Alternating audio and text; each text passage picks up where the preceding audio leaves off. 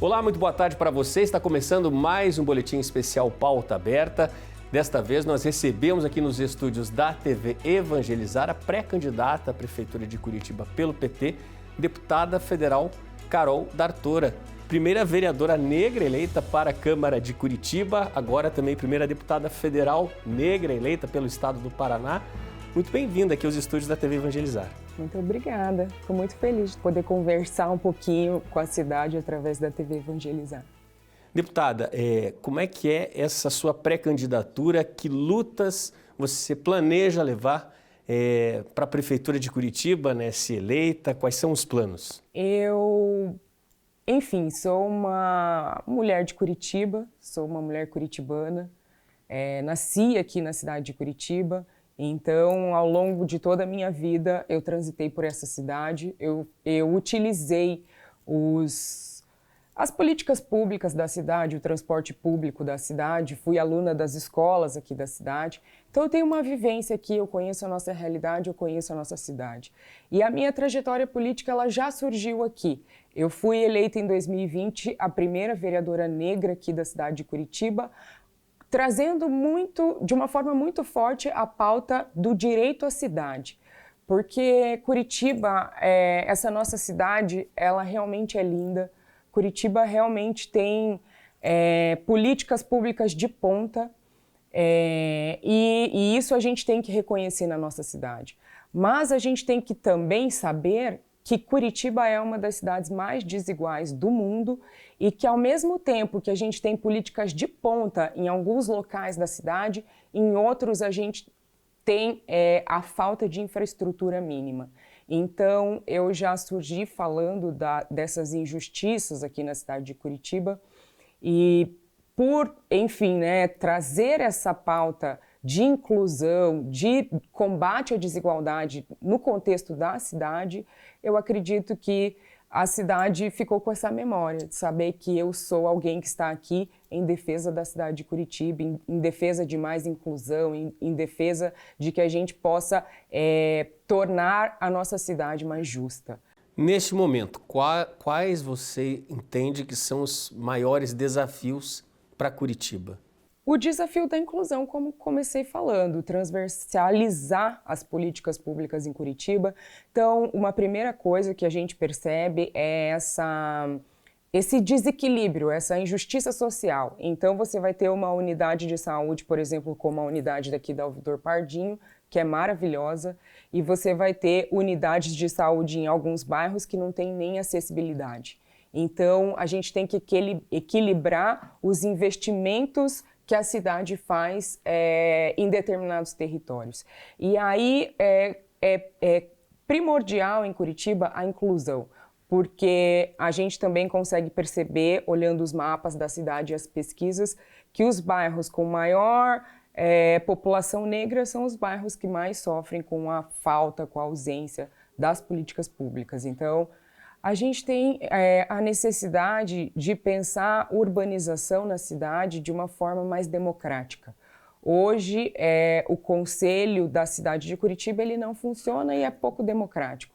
A gente precisa alterar a lei, a legislação sobre a composição do conselho, para que a gente tenha, por exemplo, um conselho da cidade mais democrático, mais plural, para que mais segmentos da cidade de Curitiba possam trazer suas demandas e suas necessidades. Então, a democratização da forma como a cidade é organizada, ou seja, a democratização da urbanização da cidade através de um conselho mais amplo que possa deliberar, que possa formular políticas públicas para a cidade, é uma coisa urgente. Como uma gestora pública, como você procuraria levar à prática, ideias como essas até o momento apresentadas agora?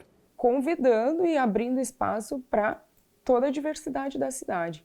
A cidade tem uma urgência de debater algumas questões que muitas vezes ficam invisíveis. Então, por exemplo, a gente precisa urgentemente se colocar para ouvir as pessoas que vêm lutando por moradia na cidade.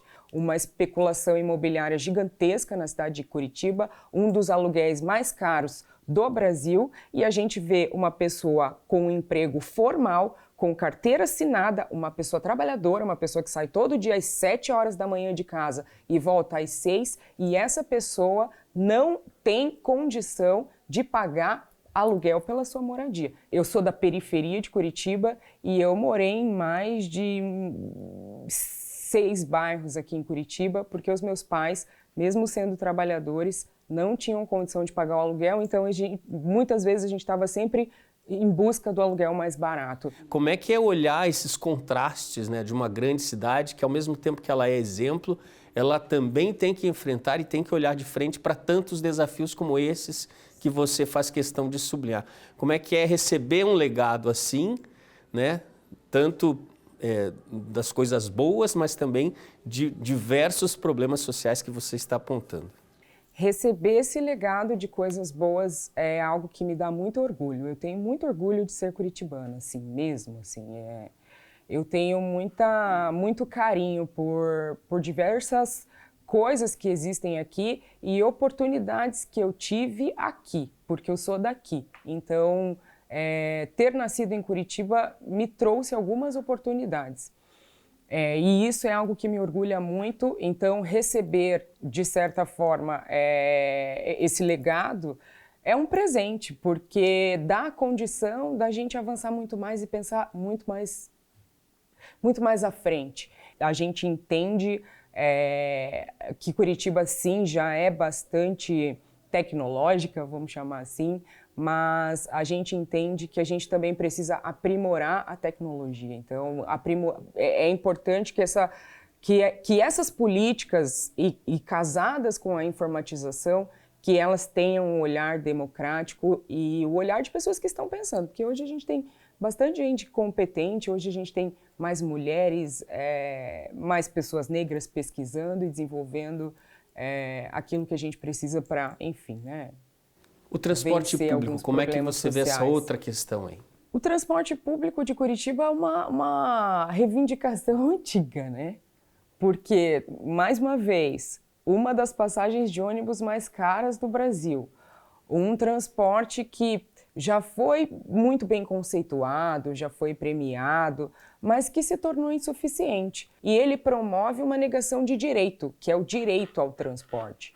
O transporte público é um direito de toda cidadã e de todo cidadão que mora numa cidade. Em algumas cidades, a gente já avançou, cidades aqui do Paraná, inclusive, para ter tarifa zero. Quando você tem tarifa zero, você realmente garante o direito ao transporte das mais diversas camadas sociais. Eu nasci aqui em Curitiba, inúmeras vezes eu morei. O meu ensino médio eu fiz aqui no Colégio Estadual do Paraná e nessa época eu morava na Vila Guaíra. Inúmeras vezes eu saía a pé lá da Vila Guaíra para assistir aula no Colégio Estadual do Paraná, porque os meus pais não tinham dinheiro para pagar a passagem deles, a minha e a dos meus irmãos. Essa realidade ainda acontece em Curitiba. Então, Só para fechar, a gente ainda tem estudantes, a gente ainda tem famílias que não conseguem pagar a passagem. Então, uma proposta que você levaria enquanto prefeita eleita seria justamente a de promover, de propor, né, uma tarifa zero. Seria um desafio grande? Como é que você vê os olhares, né, de lideranças aí que não concordariam tanto com a proposta, que é muito interessante, principalmente para as camadas menos favorecidas da população? Eu tive a oportunidade de ir para o encontro de afrodescendentes da ONU em Genebra esse mês. E foi assim uma oportunidade sensacional para perceber que seria assim um conservadorismo da parte de alguns gestores não perceber que a tarifa zero é um caminho que em algum momento Curitiba vai ter que adotar, porque as maiores cidades do mundo, as cidades mais modernas do mundo, as cidades mais desenvolvidas do mundo já adotaram isso há muito tempo. Então, eu acabei de vir de lá e a tarifa lá é zero. E quando você chega lá, qualquer turista também tem tarifa zero. Então, esse é o futuro, né? Eu acredito que se eles forem muito conservadores, eles vão continuar dizendo que isso não precisa avançar. Precisa sim. E também é um olhar muito cuidadoso seu com relação à possibilidade de assumir, né, como prefeito, para a agricultura familiar. Quais seriam as suas propostas e por que esse olhar cuidadoso para com a agricultura familiar? Alimentação saudável e de qualidade é algo que precisa ser ensinado para todas as pessoas. E a coisa maravilhosa da agricultura familiar é que a agricultura familiar promove essa alimentação saudável e de qualidade. Uma alimentação livre de veneno, livre de agrotóxicos. Hoje, infelizmente, a gente ainda é afetado por substâncias que impactam a nossa saúde e que vêm do veneno que é colocado nos alimentos e a gente muitas vezes nem sabe. Então a agricultura familiar ela faz essa promoção da alimentação livre de veneno, de qualidade e a gente pode integrá-la com as políticas da cidade. Então a gente pode melhorar os projetos, melhorar os caminhos para que a gente traga a agricultura familiar, por exemplo, para a escola de uma forma mais efetiva. Tá certo. Bom, a gente está conversando com a deputada Carol D'Artora, neste momento pré-candidata pelo PT. Tem aí uma disputa, né, de outras pessoas que querem se candidatar à Prefeitura de Curitiba, mas eu gostaria de perguntar um passo mais à frente, né, numa situação em que vamos imaginar a sua candidatura, de fato, à Prefeitura de Curitiba. As marcas são muito expressivas, né, da sua conquista com os eleitores nos últimos anos. Como você imagina que seria uma corrida aí à Prefeitura de Curitiba, você pelo PT, e numa corrida eleitoral aí com nomes, né, digamos assim, que tem um histórico, né, de longo tempo aí na gestão pública das cidades, enfim, vários nomes disputando. Como é que você imagina que seria essa corrida eleitoral à Prefeitura? Eu acredito que é uma corrida eleitoral bastante disputada, é uma capital, então... Mas o que eu trago comigo é um novo olhar, né? Você tem pessoas que há muito tempo ocupam esses espaços e elas ocupam esses espaços fruto de legado familiar, muitas vezes, que elas têm. Elas ocupam esse espaço às custas de influências por serem de determinado grupo social da cidade. E eu venho de um lugar muito diferente, né? Eu venho do chão mesmo da cidade, do cotidiano da cidade. Eu não tenho nenhum parente na política, ninguém nunca da minha família ocupou um espaço como esse. Então, eu acredito que é justamente isso, o fato de eu realmente ter sido tocada de todas as maneiras pelas políticas sociais da cidade. Como comecei dizendo, eu realmente andei muito de ônibus nessa cidade, eu trabalhei aqui, eu trabalhei no comércio da cidade, fui comerciária, fui recepcionista, fui atendente de loja, fui feirante aqui no Largo da Ordem. Então, eu acho que esse é um lugar novo, mas é um lugar que também tem direito à voz. Então, eu acho que é isso que eu trago para essa disputa. Carol, estamos chegando no fim da nossa conversa, mas eu queria as suas considerações finais, o que você diria aí para os moradores, os cidadãos de Curitiba. Eu quero dizer que, para mim, é um orgulho saber que existem pessoas que acreditam que eu possa disputar esse cargo, tanto que apareço pontuado em algumas pesquisas, e isso é algo que me faz muito feliz. Portanto, eu quero agradecer a confiança que as pessoas de Curitiba depositaram em mim desde que eu apareci no cenário político.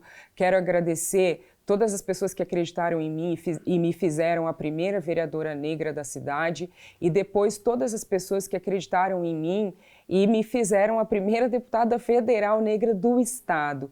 E agora quero conversar com essas pessoas e pedir que a gente possa ampliar esse desejo e esse projeto de ter uma Curitiba mais humana, mais inclusiva, mais diversa, mais igual para todas as pessoas. Deputada, muito obrigado pela sua participação com a gente aqui na TV Evangelizar. Obrigada, eu que agradeço. Eu conversei com a deputada federal Carol D'Artora, pré-candidata à Prefeitura de Curitiba, professora e também historiadora. A você que nos acompanha, uma excelente tarde, até a próxima.